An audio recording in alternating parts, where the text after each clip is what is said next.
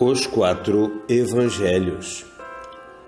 Mateus, capítulo 12, versículos 1 a 8.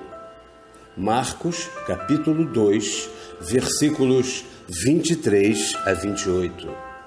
Lucas, capítulo 6, versículos 1 a 5. O sábado foi feito para o homem, e não o homem para o sábado. Deus, sempre indulgente com as suas criaturas fracas e falíveis, lhes faculta o arrependimento e a reparação. Mateus. Naquele tempo, passou Jesus em dia de sábado por uns trigais. Seus discípulos, tendo fome, se puseram a colher algumas espigas e a comê-las. Vendo isso, os fariseus lhe disseram: Teus discípulos estão fazendo o que não é permitido se faça em dia de sábado. Disse-lhes então Jesus: Não lestes o que fizeram Davi e os que o acompanhavam quando tiveram fome? Como entrou na casa de Deus e comeu os pães da proposição, que nem a ele, nem aos que o acompanhavam era lícito comer, só o sendo aos sacerdotes? Também não lestes na lei que os sacerdotes no templo violam o sábado e não cometem pecado? Ora, eu vos digo que está aqui o que é maior do que o templo. Se soubesseis o que significam estas palavras, quero misericórdia e não sacrifício, jamais condenaríeis inocentes, porquanto o Filho do Homem é Senhor até mesmo do sábado. Marcos. Sucedeu ainda que, atravessando Jesus em dia de sábado umas searas, seus discípulos, por elas avançando, se puseram a colher algumas espigas. Ao que os fariseus disseram: Como é que teus discípulos fazem em dia de sábado o que não é permitido fazer-se? Respondeu-lhes Jesus: Não lestes o que fez Davi, premido pela necessidade, quando teve fome, assim como os que o acompanhavam? Que entrou na casa de Deus, sendo Abiatar o príncipe dos sacerdotes, e comeu os pães da proposição e os repartiu com os do seu séquito, não obstante só os sacerdotes ser permitido comê-los?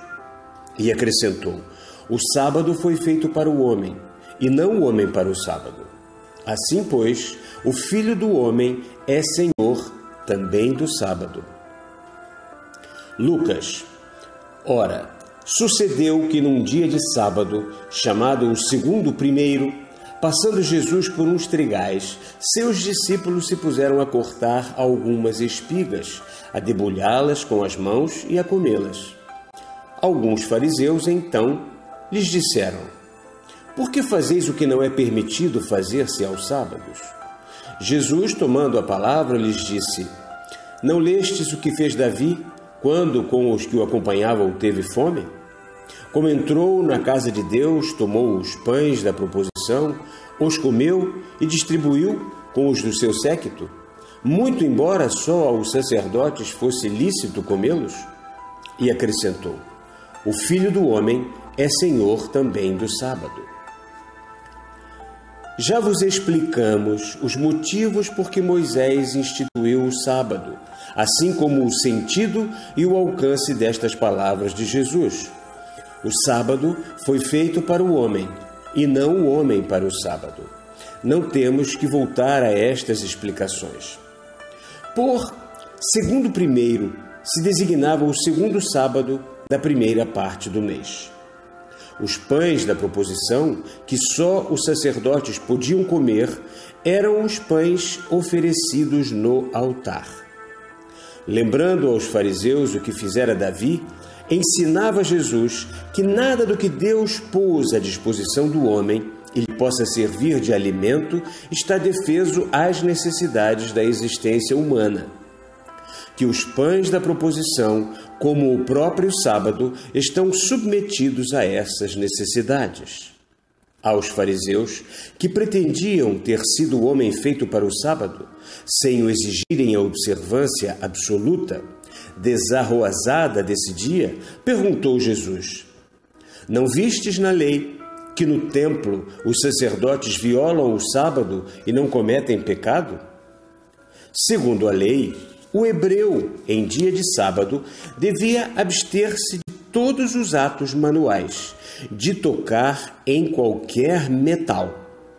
Ora, os sacerdotes, cumprindo os ritos do culto, violavam o sábado no templo. Deveriam, pois, considerar-se culpados. Digo-vos que aqui está o que é maior do que o templo, isto é, está aqui o representante da vontade divina. Estas outras palavras que Jesus recordava aos fariseus, dizendo-lhes que não tinham sabido e não sabiam compreendê-las, quero misericórdia e não sacrifício, significavam e significam, tirando-se da letra o espírito, que Deus, sempre indulgente com as suas criaturas fracas e falíveis, lhes dá a faculdade de se arrependerem e de repararem as suas faltas. Dizendo: não teríeis condenado inocentes? Aludia Jesus às numerosas condenações proferidas contra aqueles que, sob os pretextos mais fúteis, eram acusados de sacrilégio e lapidados sem nenhuma compaixão. Disse ainda que o Filho do Homem é Senhor também do sábado, por ter sido ele o primeiro que ousara atacar a inviolabilidade do sábado, e também mesmo porque, para os seus discípulos, era necessário que se apoiasse, a fim de os não revoltar, na origem da sua missão, origem que acabava de recordar, declarando: está aqui o que é maior do que o templo, o representante da vontade divina. Em face e em consequência do advento da era do cristianismo e do Cristo, da era espírita que se inicia com a nova revelação, trazida aos homens pelos Espíritos do Senhor, como deve ser entendido e praticado o dia de sábado? Aproximam-se os tempos em que não se adorará mais a Deus nem no cume da montanha, nem em Jerusalém, em que os homens serão os adoradores que o Pai deseja, seus adoradores em espírito e em verdade. Aproximam-se, mas ainda não chegaram, os tempos em que os homens estarão unidos por uma só crença, pela fé espírita, que assim se resume: Deus, único, uno, Criador universal, o Pai, Jesus, Espírito puro e perfeito, protetor e governador do vosso planeta e da sua humanidade, vosso Mestre, o Filho, os Espíritos do Senhor, prepostos por Deus à obra do progresso do vosso planeta e da sua humanidade, trabalhando nela sob a direção de Jesus, o Espírito Santo. Aproximam-se os tempos, mas ainda não chegaram, em que os adoradores do Pai, em espírito e verdade, os homens compreenderão que no coração, quando puro, está o único e verdadeiro templo de Deus. Que o Cristo está onde duas ou muitas pessoas se reúnam em seu nome, isto é, formulem com fé, humildade e amor, abstração feita de todos os cultos exteriores que ainda os dividem e separam, a prece do coração e não dos lábios somente. Pratiquem a instrução em comum. Aproximam-se, mas ainda não chegaram, os tempos em que os homens compreenderão que a lei divina se contém toda nestes mandamentos. Amai-vos uns aos outros.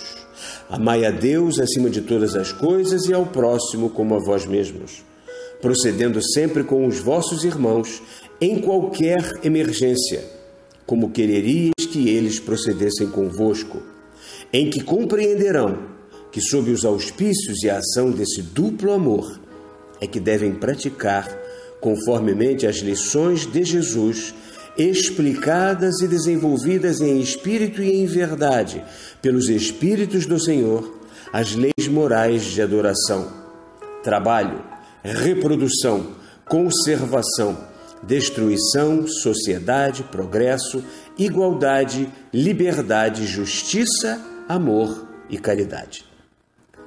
Semelhantemente ao dos Hebreus, obra meramente disciplinar e transitória, os cultos exteriores, derivados das instituições e interpretações humanas, a que a missão terrena de Jesus deu lugar, ainda separam os homens, que, entretanto, hão de constituir pela fé espírita um só rebanho, com um único pastor, o Cristo, vosso protetor, governador e mestre.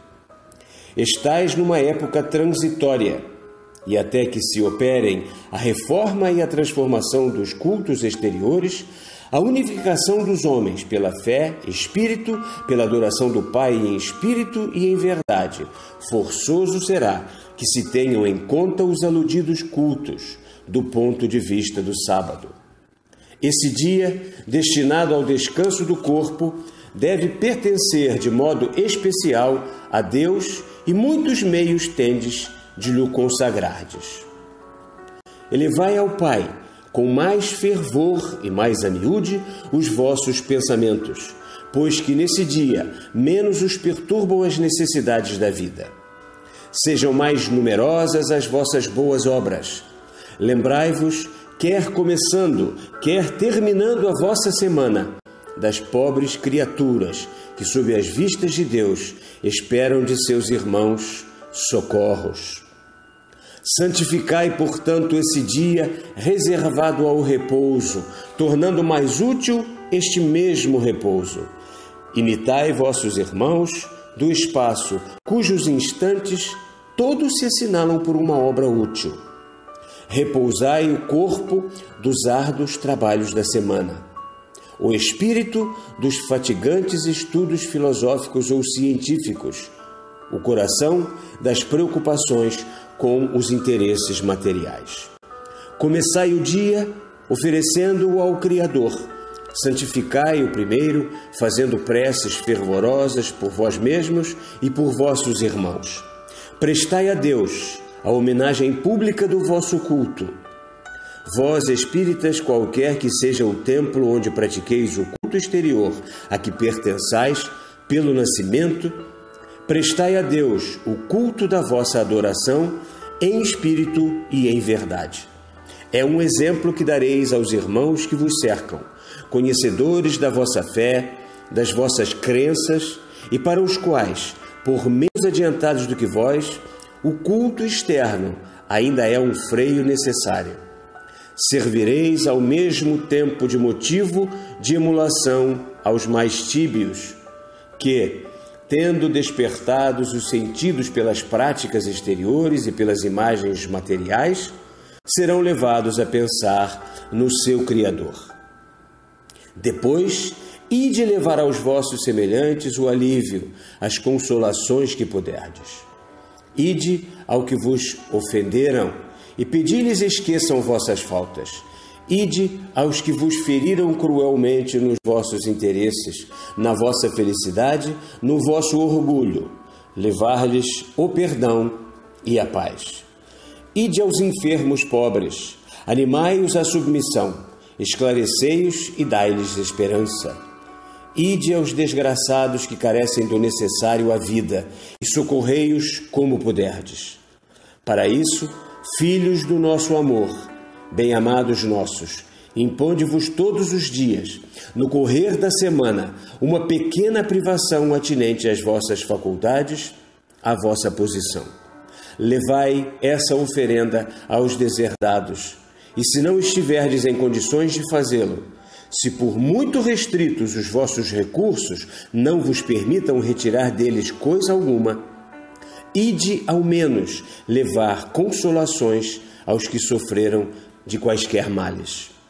Ide, filhos nossos, santificar o dia do Senhor pelas boas obras, pelas resoluções firmes, e ao fim desse dia, agradecendo a Deus o bem que houverdes podido fazer, pedi-lhe a graça de no futuro poderdes fazer mais, e verificai, no fundo de vossa alma, se obrastes tão santamente quanto podíeis. Ide, procedei assim, e as bênçãos do Senhor descerão sobre vós. Não esqueçais nunca que o sábado foi feito para o homem, e não o homem para o sábado. Repetimos o que já vos dissemos: repousai vossos corpos dos trabalhos que os fatigam. Não repouseis nunca os vossos corações do bem que lhes cumpre fazer. Graças a Deus.